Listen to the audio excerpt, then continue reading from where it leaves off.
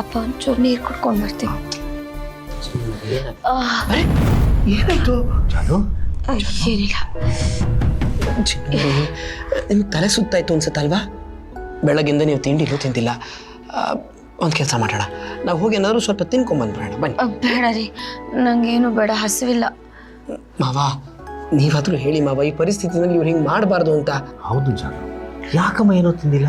ನೋಡು, ಇಂಥ ಸಮಯದಲ್ಲಿ ನೀನು ಉಪವಾಸ ಇರಬಾರ್ದು ಮಗಳೇ. ಹೋಗುಮ್ಮ, ಏನಾದ್ರು ತಿನ್ಕೊಂಡು. ಪ್ಲೀಸ್ ಅಪ್ಪ, ನಂಗೆ ನಿಜವಾಗ್ಲೂ ಹಸಿವಿಲ್ಲ. ನಂಗೆ ಏನು ತಿನ್ಬೇಕು ಅಂತನೂ ಅನ್ನಿಸ್ತಿಲ್ಲ.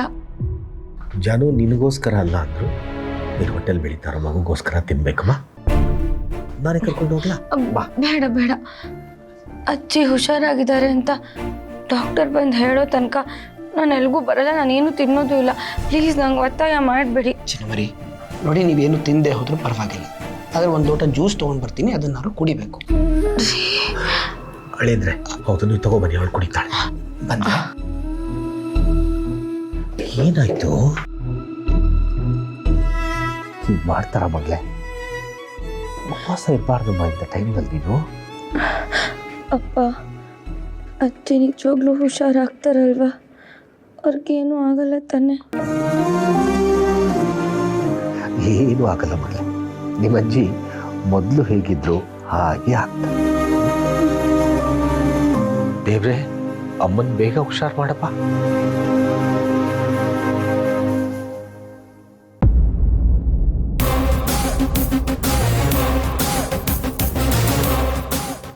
ಇದು ತಪ್ಪಲ್ವಾ ಸರ್?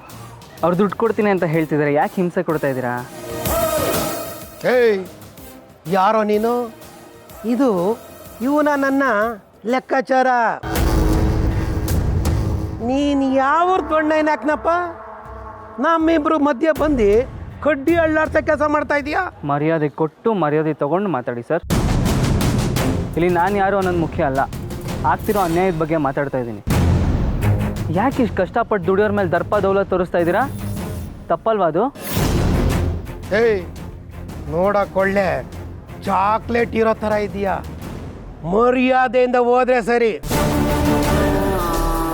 ಹೋಗ್ಲಿಲ್ಲ ಅಂದ್ರೆ ಈ ಚಾಕ್ಲೇಟ್ ಫೇಸ್ಗೆ ಕುರುಪ್ ಬೀಳೋದು ಗ್ಯಾರಂಟಿ. ಏನು ಹೆದರ್ಸ್ತಾ ಇದೆಯಾ? ವಾರನ್ ಮಾಡ್ತಾ ಇದ್ದೇನೆ. ಇವನು ನನ್ನ ಬಡ್ಡಿ ದುಡ್ಡು ಕೊಟ್ಟಿದ್ರೆ ನನ್ನ ಪಾಡಿ ನಾನು ಹೋಗ್ತಾ ಇದ್ದೆ ಅಷ್ಟೇ. ಫಸ್ಟ್ ಆಫ್ ಆಲ್ ಬಡ್ಡಿ ಕೊಟ್ಟಿದ್ದೆ ತಪ್ಪು, ಅಂಥದ್ರಲ್ಲಿ ಈ ಥರ ಹಿಂಸೆ ಮಾಡಿ ಬಡ್ಡಿ ಕೇಳ್ತಾ ಇರೋದು ತಪ್ಪು. ಒಳ್ಳೇದಲ್ಲ ಇದು. ಬಂದಾಗಿಂದ ನೋಡ್ತಾ ಇದ್ದೀನಿ, ನ್ಯಾಯ ನೀತಿ ಧರ್ಮ ಅಂತ ಮಾತಾಡ್ತಾ ಇದೀಯಾ? ಹೇ, ಯಾರೋ ನೀನು?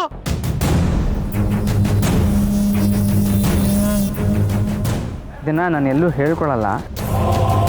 Education minister Veerendra sir Desai ಗೊತ್ತಾ? ಅವ್ರೆ ಅವ್ರ PA ನಾನು.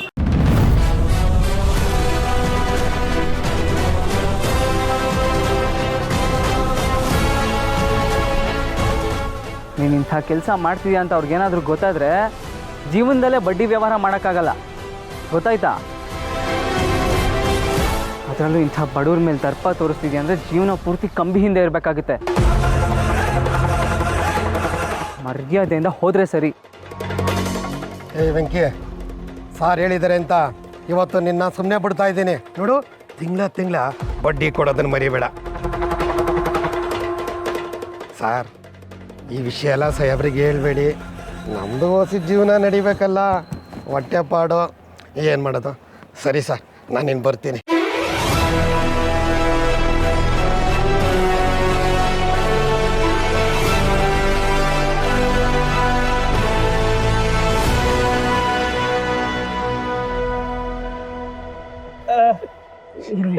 ಪರವಾಗಿಲ್ಲ.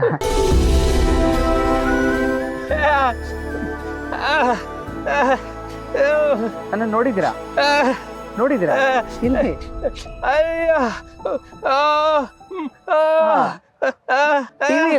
ಟಿವಿಲಿ ನೋಡಿದ್ದೀರಾ? ಇನ್ನೊಂದು ವಿಷಯ ಗೊತ್ತಾ? ನಮ್ಮ ಏರಿಯಾಲಿ, ನಮ್ಮ ಮನೆ ಏರಿಯಾ ಅಲ್ಲಿ ಯಾರಿಗಾದ್ರೂ ಊಟ ಬೇಕು ಅಂದರೆ, ಹಾಲು ಬೇಕು ಅಂದರೆ, ಆಮೇಲೆ ಕರೆಂಟ್ ಬಿಲ್ಲು, ವಾಟರ್ ಬಿಲ್ಲು ಅದೆಲ್ಲ ನಾನೇ ಕಟ್ಕೊಡೋದು. ಅದಕ್ಕೋಸ್ಕರ ಒಂದು ವಾಟ್ಸಪ್ ಗ್ರೂಪ್ ಮಾಡಿದ್ದೀವಿ. ವಾಟ್ಸಪ್ ಅದರಲ್ಲಿ ನಿಮ್ಮ ಫೋಟೋ ಬಂದಿತ್ತು, ನಿಮ್ಮ ಫೋಟೋ. ಟಿವಿ ಕೇಳಿಸಲ್ಲ ಅಂದ್ರು, ಮಾತು ಬರಲ್ಲ ಅಂದ್ರೂ ಕಷ್ಟಪಟ್ಟು ದುಡಿದು ಎಲ್ರಿಗೂ ಸಹಾಯ ಮಾಡ್ತಾರೆ ಅಂತ. ನಿಜ ಹೇಳಬೇಕು ಅಂದರೆ ಈ ಎಲ್ಲ ಮಾಡಿ ಎಲ್ಲ ಸರಿ ಇರುತ್ತೆ ಗೊತ್ತಾ, ಅವ್ರೇನು ಮಾಡೋದೇ ಇಲ್ಲ, ವೇಸ್ಟ್. ಆದರೆ ನೀವು ಕಿವಿ ಕೇಳಿಸಲ್ಲ, ಮಾತು ಬರಲ್ಲ ಅಂದ್ರೂ ಎಲ್ರಿಗೂ ಒಂದು ಆದರ್ಶ ಆಗಿದ್ದೀರಾ. ಸೂಪರ್. ನಿಮ್ಮನ್ನು ನಾನು ಮೀಟ್ ಮಾಡಿದ್ದು ಖುಷಿ ಆಯಿತು. ಆದಷ್ಟು ಇಂಥವ್ರಿಂದ ದೂರ ಇರಿ, ಮೀಟ್ ಮಾಡಿಬಿಡಿ, ದೂರ ಇರಿ. ದುಡ್ಡು ಬೇಡ ಇವ್ರ ಹತ್ರ, ದೂರ ಇರಿ. ಬರ್ತೀನಿ ನಾನು.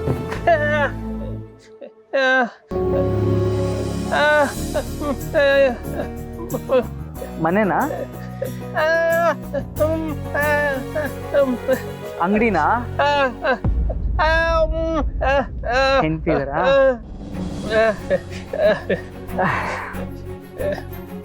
ಸರಿ ಬನ್ನಿ, ಆಯ್ತು ಬನ್ನಿ.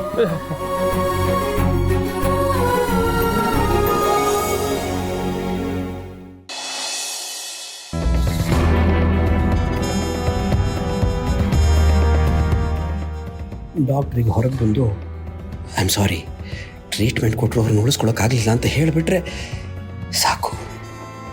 ಅಲ್ಲಿಗೆ ಬಿರುಗಾಳಿ ಥರ ಬಂದ ಸಮಸ್ಯೆ ತಂಗಾಳಿ ಥರ ಸೈಲೆಂಟ್ ಆಗಿಬಿಡುತ್ತೆ.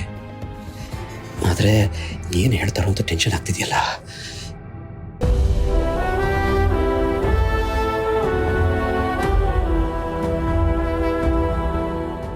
ಡಾಕ್ಟ್ರೆ, ಅಮ್ಮಂಗೆ ಪ್ರಜ್ಞೆ ಬಂತಾ? ಈಗ ತಾನೇ ಸ್ಟಿಚಸ್ ಹಾಕಿ ಟ್ರೀಟ್ಮೆಂಟ್ ಶುರು ಮಾಡಿದ್ದೀವಿ. ಆದರೆ ಅವ್ರಿಗೆ ಏಜ್ ಆಗಿರೋದ್ರಿಂದ ಮೆಡಿಕಲ್ ಟ್ರೀಟ್ಮೆಂಟ್ಗೆ ಹೇಗೆ ಸ್ಪಂದಿಸ್ತಾರೆ ಅನ್ನೋದನ್ನು ನೋಡಬೇಕು. ಸದ್ಯಕ್ಕೆ ಕಂಡೀಷನ್ ಹೀಗೆ ಅಂತ ನಾವು ಯಾವುದೇ ಗ್ಯಾರಂಟಿ ಕೊಡೋದಕ್ಕಾಗೋದಿಲ್ಲ. ಹಾಗೆ ಮಾತ್ರ ಹೇಳಿಬಿಡಿ, ಹೇಗಾದರೂ ಮಾಡಿ ಅಜ್ಜಿನ ಉಳಿಸ್ಕೊಡಿ ಪ್ಲೀಸ್. ಮೇಡಮ್, ನಮ್ಮ ಪ್ರಯತ್ನ ನಾವು ಮಾಡ್ತಿದ್ದೀವಿ. ಅವರಿಗೆ ಪ್ರಜ್ಞೆ ಬಂತು ಅಂದರೆ ಅಲ್ಲಿಗೆ ಅವರು ಹುಷಾರಾದರು ಅಂತಲೇ ಅರ್ಥ. ನೀವು ಬೇಕಾದರೆ ಆ ದೇವರಲ್ಲಿ ಪ್ರಾರ್ಥನೆ ಮಾಡಿ. ಇಲ್ಲ, ಹಾಗಾಗಬಾರ್ದು. ಯಾವುದೇ ಕಾರಣಕ್ಕೂ ಅವ್ರಿಗೆ ಪ್ರಜ್ಞೆ ಬರಬಾರ್ದು. ಪ್ರಜ್ಞೆ ಬಂದರೆ ಜಯಂತ, ನಿನ್ನ ಕಥೆ ಮುಗೀತು. ನಮ್ಮ ತಾಯಿಯವ್ರು ನೋಡ್ಬೋದಾ? ಸದ್ಯಕ್ಕೆ ಬೇಡ. ಅವರನ್ನು ವಾರ್ಡಿಗೆ ಶಿಫ್ಟ್ ಮಾಡಿ ಮೆಡಿಸಿನ್ಗಳನ್ನ ಕೊಡಬೇಕು, ಜೊತೆಗೆ ಅಬ್ಸರ್ವೇಷನಲ್ಲಿ ಇಡಬೇಕು. ಅದಾದಮೇಲೆ ಅವ್ರಿಗೆ ಪ್ರಜ್ಞೆ ಬಂತು ಅಂದರೆ ನೀವು ಹೋಗಿ ಅವರನ್ನು ನೋಡ್ಬೋದು. ಅಲ್ಲಿವರೆಗೂ ನೀವು ವೆಯ್ಟ್ ಮಾಡಿ.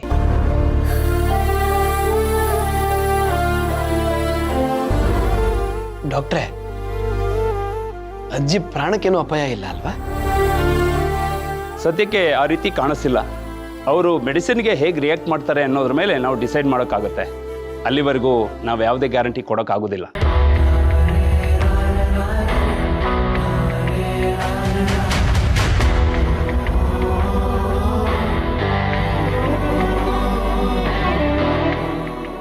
ನನಗೆ ನಿಮ್ಮ ಗ್ಯಾರಂಟಿ ಬೇಕಾಗಿಲ್ಲ ಡಾಕ್ಟರ್. ಅವ್ರು ಮತ್ತೆ ಈ ಪ್ರಪಂಚನ ನೋಡಬಾರ್ದು. ಅವ್ರು ಕಂಡುಬಿಟ್ರೆ ನನ್ನ ಪ್ರಪಂಚ ಮುಳುಗಿ ಹೋಗುತ್ತೆ. ನೋ ಜಯಂತ್, ಅದಾಗೋದಕ್ಕೆ ನೀನು ಬಿಡಬಾರ್ದು. ಚಿನ್ನುಮರಿ, ಈಗಲಾದರೂ ಸ್ವಲ್ಪ ಸಮಾಧಾನ ಮಾಡ್ಕೊಳ್ಳಿ ನೀವು. ಡಾಕ್ಟ್ರೇ ಹೇಳಿದಾರಲ್ಲ ಪ್ರಜ್ಞೆ ಬರುತ್ತೆ ಅಜ್ಜಿಗೆ ಅಂತ. ಅಂದರೆ ಅವರು ಹುಷಾರಾದರು ಅಂತಲೇ ಲೆಕ್ಕ ಅಲ್ವಾ? ಹಾಗಾದರೆ ಸಾಕು ರೀ. ಅಜ್ಜಿಗೆ ಪ್ರಜ್ಞೆ ಬಂದಮೇಲೆ ಹೇಗೆಲ್ಲ ಆಯಿತು ಅಂತ ನಾನೇ ಅವ್ರನ್ನ ಕೇಳ್ತೀನಿ. ಅವ್ರಾಗೆ ಅವ್ರು ಬಿದ್ರಾ ಅಥವಾ ಯಾರಾದರೂ ಬಂದಿದ್ರಾ ತಿಳ್ಕೋಬೇಕು. ಅಲ್ಲಿ ತನಕ ನನಗೆ ಸಮಾಧಾನನೇ ಇಲ್ಲ. ಚಿನ್ನುಮರಿ, ನೀವು ಏನೇನೋ ಯೋಚನೆ ಮಾಡ್ತಿದ್ದೀರಾ. ಹಾಗೆಲ್ಲ ಯಾಕೆ ಆಲೋಚಿಸ್ಬೇಕು ನೀವು? ಸಮಾಧಾನವಾಗಿರಿ, ಕೂತ್ಕೊಳ್ಳಿ, ಬನ್ನಿ, ಜ್ಯೂಸ್ ಕುಡೀರಿ.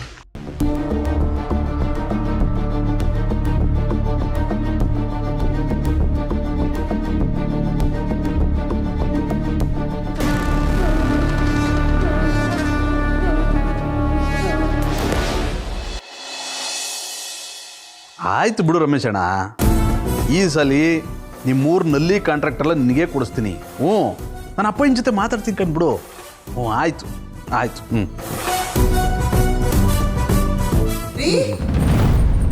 ರೀ, ನಿಮ್ಮ ಅಪ್ಪಾಜಿ ಅಲ್ಲಪ್ಪ? ಅಪ್ಪಯ್ಯ ಪಾರ್ಟಿ ವರ್ಕರ್ಸ್ ಜೊತೆ ಆಚೆ ಮಾತಾಡ್ತಾ ಕೂತವ್ರು ಕಣವ. ಯಾಕವ, ಏನಾಯ್ತು? ಯಾಕೆಷ್ಟು ಗಾಬರಿ ಆಗಿದೆಯಾ? ಯಾಕೋ ಮನ್ಸಿಗೆ ನೆಮ್ಮದಿನೇ ಇಲ್ಲ. ಸಿದ್ದು ಬೆಳಗ್ಗೆ ಹೋದವನು, ಒಂದು ಫೋನು ಮಾಡಿಲ್ಲ. ಎಲ್ಲಿದ್ದಾನೋ, ಏನು ಮಾಡ್ತಿದ್ದಾನೋ? ಅವನಿಗೊಂದು ಫೋನ್ ಮಾಡಪ್ಪ. ಓ ಆಸ್ಪತ್ರೆಗೆ ಹೋಯ್ತೀನಂತ ಹೇಳೋನಲ್ವೇನವ, ಗೊತ್ತನ್ ಬಿಡು. ನಾವು ಮೇಲಿನ ಮೇಲೆ ಫೋನ್ ಮಾಡ್ತಾ ಇದ್ರೆ ಅವನಿಗೂ ಬೇಜಾರಾಯ್ತದೆ. ನನ್ನ ಸಂಕಟ ನಿಂಗೆ ಅರ್ಥ ಆಗಲ್ಲ, ಹೋಗು. ಓ ನೀ ಸುಮ್ಮನೆ ತಲೆ ಕೆಡಿಸ್ಕೊತಾ ಇದ್ದೀ ಕಣವ. ಏನಾಗಬೇಕು ಅದೆಲ್ಲ ಆಗೋಗಿ ಎಲ್ಲ ಸರಿ ಹೋಯ್ತದೆ. ಆದ್ರೆ ನೀನು ಮಾತ್ರ ಮೊದಲಿಂದ ಎಲ್ಲಾನು ದುಃಖ ಪಟ್ಕೊಂಡು ಸುಮ್ಮನೆ ಚಿಂತೆ ಮಾಡ್ತಾ ಇದ್ದಿ. ಬಸ್ ಆರಾಮಾಗಿರವ. ನೀನು ನಿನ್ನ ತಮ್ಮನ ಬಿಟ್ಕೊಡಲ್ಲ ಅಂತ ನಂಗೆ ಗೊತ್ತು. ಆದರೂ ಸಿದ್ದುಗೊಂದು ಫೋನ್ ಮಾಡು. ಓ ಆಸ್ಪತ್ರೆಲಿ ಇರ್ತಾನೆ ಕಣವ, ಬೇಡ. ನೋಡು, ನಾನು ಹೇಳ್ತಾ ಇದ್ದೀನಿ, ನಾನು ಅವನ ಹತ್ರ ಮಾತಾಡಬೇಕು, ಫೋನ್ ಮಾಡಷ್ಟೇ. ನಾನು ಮಾತಾಡ್ಬೇಕು ಅವನ ಹತ್ರ.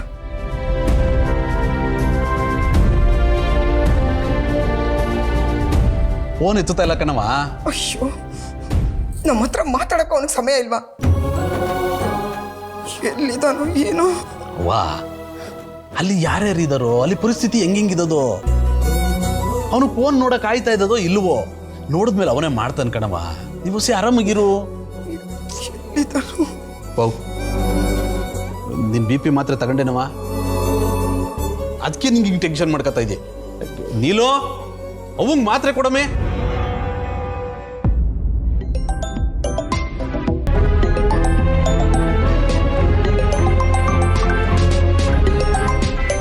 ಅಳಿಂದ್ರೆ ಒಂದು ಸ್ವಲ್ಪ ಬರ್ತೀನಿ. ಸರಿ ಮಾವ.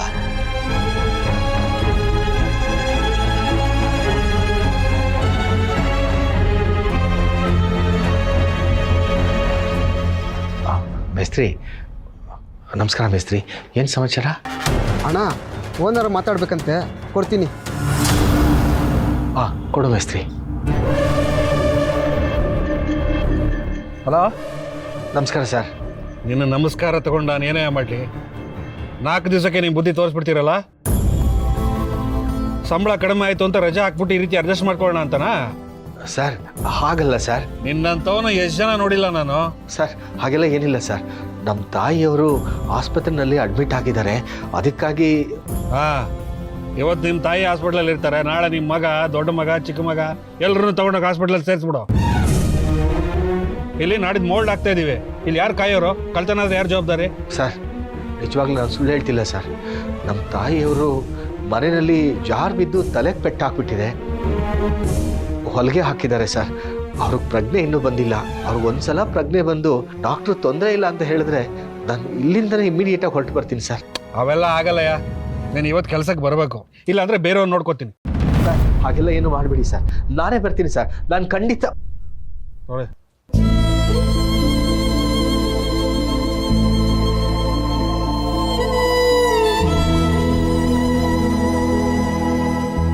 ಈ ರೀತಿ ರಜೆ ಹಾಕಕ್ಕೆ ಎಷ್ಟು ಟ್ರಿಕ್ಸ್ ಮಾಡ್ತಾರೆ ಗೊತ್ತಾ? ಮನೆಯವ್ರನ್ನೆಲ್ಲ ಸಾಯಿಸ್ಬಿಡ್ತಾರೆ. ಇಂಥವ್ರನ್ನ ಎಷ್ಟು ಜನ ನೋಡಿಲ್ಲ.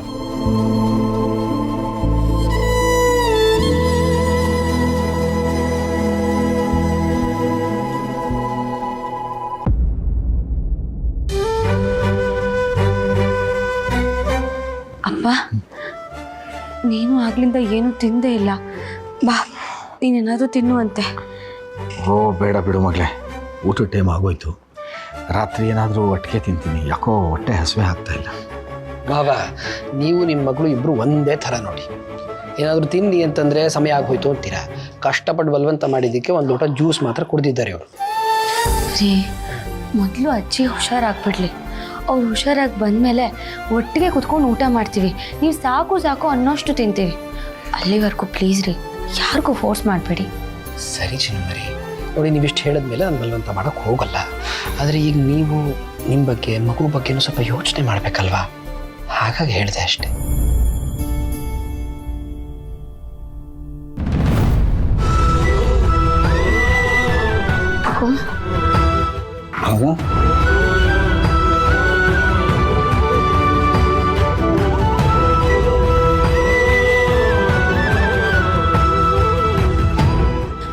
ಅಪ್ಪ,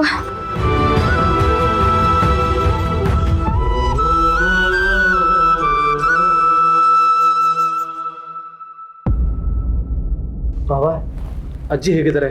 ಈಗ ಅವ್ರನ್ನ ನೋಡ್ಬೋದಾ? ಇಲ್ಲ ಅಳಿ ಅಂದರೆ ಆ ತಲೆಗೆ ಹೊಲಿಗೆ ಹಾಕಿದ್ದಾರೆ, ಅಬ್ಸರ್ವೇಷನಲ್ಲಿ ಇಟ್ಟಿದ್ದಾರಂತೆ. ಪ್ರಜ್ಞೆ ಬರೋ ತನಕ ಯಾರು ಹೋಗಬೇಡಿ ಅಂತ ಹೇಳಿದ್ದಾರೆ. ಜಾನು, ಅಜ್ಜಿಗೆ ತುಂಬ ಪೆಟ್ಟಾಗಿಲ್ಲ ತಾನೆ? ಹಾಂ, ಪ್ರಾಣಕ್ಕೇನು ಅಪಾಯ ಇಲ್ಲ ತಾನೆ? ಸದ್ಯಕ್ಕೆ ಹಾಗೆಲ್ಲ ಏನೂ ಇಲ್ಲ ಅಂತ ಹೇಳಿದ್ದಾರೆ ಅಕ್ಕ. ಆದರೆ MRI ಸ್ಕ್ಯಾನ್ ಮಾಡಿದ್ದಾರೆ, ಪೆಟ್ಟು ಬಿದ್ದಿರೋ ಕಡೆ ಸ್ಟಿಚಸ್ ಹಾಕಿದ್ದಾರೆ. ಪ್ರಜ್ಞೆ ಬರೋ ತನಕ ವೆಯ್ಟ್ ಮಾಡಬೇಕು. ಛೇ, ಇಷ್ಟೊತ್ತವರೆಗೂ ಹೇಗೋ ಸಮಾಧಾನ ಮಾಡಿದ್ದೆ. ಈಗ ಇವ್ರು ಬಂದು ಅಳೋದಕ್ಕೆ ಶುರು ಮಾಡಿದ್ರು. ಇನ್ನು ಜಾನಿ ಅವ್ರನ್ನ ತಡೆಯೋಕ್ಕಾಗೋದಿಲ್ಲ. ಈ ಮನೆಯವರಿಂದ ಒಂದಲ್ಲ ಒಂದು ಬರೀ ತೊಂದರೆಗಳೇ.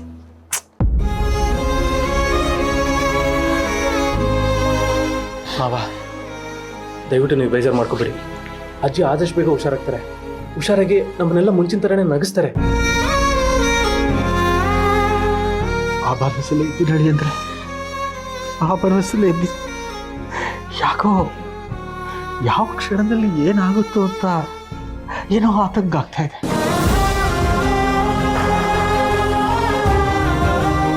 ಮಾವ, ನೀವೇ ಹಿಂಗಂದ್ರೆ ಹೆಂಗೆ? ನೋಡಿ, ನಿಮ್ಮ ಪರಿಸ್ಥಿತಿ ನನಗೆ ಅರ್ಥ ಆಗುತ್ತೆ. ಹಂಗಂತ ಧೈರ್ಯ ಕಳ್ಕೊಬೇಡಿ. ಅಜ್ಜಿ ಆದಷ್ಟು ಬೇಗ ಹುಷಾರಾಗ್ತಾರೆ. ಧೈರ್ಯವಾಗಿರಿ. ನೀವೇ ಧೈರ್ಯ ಕಳ್ಕೊಂಡ್ರೆ ನಾವೆಲ್ಲ ಏನು ಮಾಡ್ಬೇಕು ಹೇಳಿ? ಹೌದಪ್ಪ, ನೋಡು, ಅಜ್ಜಿಗೆ ಏನೂ ಆಗಲ್ಲ. ಅವ್ರು ಯಾರಿಗೂ ಕೆಟ್ಟದ್ದು ಬಯಸ್ತವ್ರೆ ಅಲ್ಲ. ದೇವ್ರೆಲ್ಲ ಒಳ್ಳೇದು ಮಾಡ್ತಾನಪ್ಪ. ನೀನು ಸಮಾಧಾನವಾಗಿರು. ಆಯ್ತು ಬಾ.